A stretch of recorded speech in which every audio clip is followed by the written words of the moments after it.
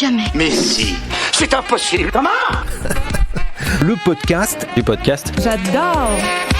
Si vous êtes encore là, c'est que vous apprenez plein de choses et c'est tant mieux, on est ravis. Je suis Yann Le Goff et j'ai le plaisir d'avoir avec moi Guillermo Di Bisotto. Salut Guillermo. Salut Yann. Avec Guillermo, la dernière fois, nous avons vu comment faire pour traiter tous ces nombreux emails qui arrivent, toutes ces notifications. Et maintenant, évidemment, on va regarder comment répondre aux meilleurs emails.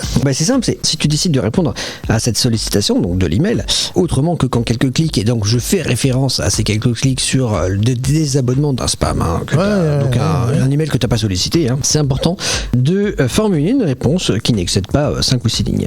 Et en te concentrant uniquement sur le message reçu. Parce que en communication, c'est très important de comprendre que ce n'est jamais le message qui est envoyé qui est important, mais c'est le message qui est reçu. En fait, il n'y a pas de message, il n'y a qu'interprétation du message. Et si tu te concentres sur l'interprétation du message, eh bien, tu vas commencer à avoir une dynamique, tout simplement, qui va être envers la personne à qui tu t'adresses. Et donc, c'est important de faire ça de manière très factuelle. Tu ne te focalises pas dans ta réponse sur comment il va prendre bien ou mal la chose. Tu n'es pas Simon Baker du mentaliste. Par contre, tu peux dire les choses de manière très factuelle et en 5 ou 6 lignes, ça te permet d'aborder les choses d'une manière très très factuelle. Voilà. Faut être succinct de toute façon et puis il faut aller droit au but.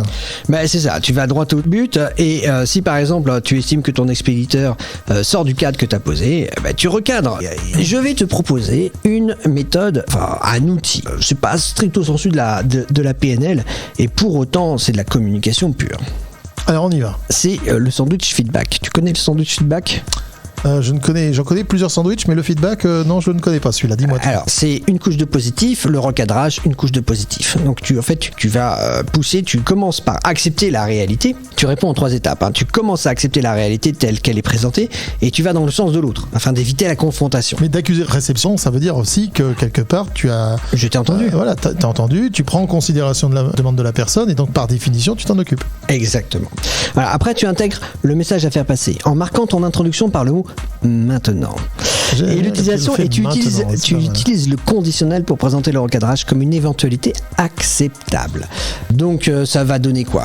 Maintenant, peut-être que l'on pourrait voir ce que tu m'as dit de cette façon. D'accord, mais le conditionnel, ça veut dire que tu ouvres quelque part ta réponse, tu donnes la possibilité à ton interlocuteur de prendre ou pas prendre. De prendre ou pas prendre, absolument. Voilà, oui, c'est pas un ordre, c'est un recadrage. Bien sûr. Et enfin, tu consolides par quelque chose d'agréable, ce qui peut être éventuellement flatter l'ego de la personne à qui tu t'adresses, mais la consolidation est positive à entendre. Et tu marques l'introduction de cette consolidation par le mot magique « mais ».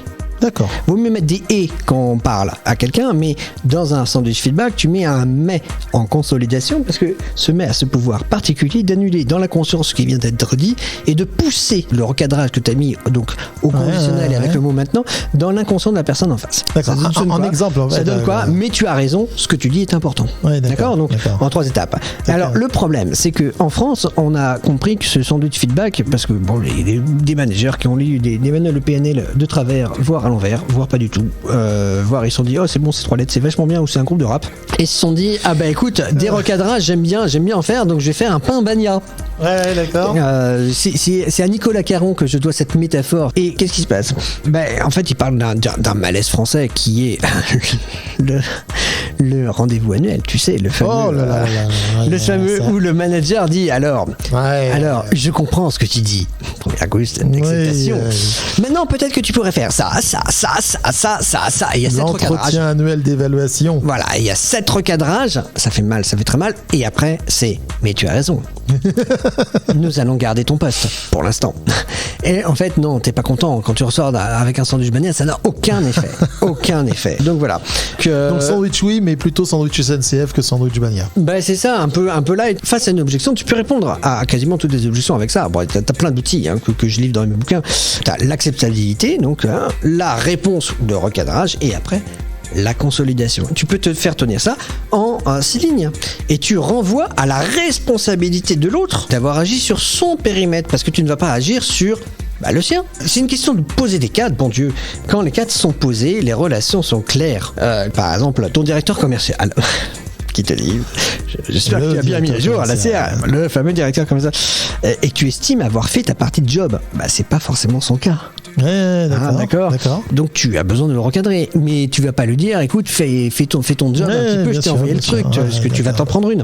Donc c'est simple, je comprends. Il est important de bien remplir la CRM. Je suis d'accord avec toi, d'accord. Maintenant, peut-être que tu pourrais me valider la stratégie que je t'ai proposée pour closer ce client, par exemple, tu vois.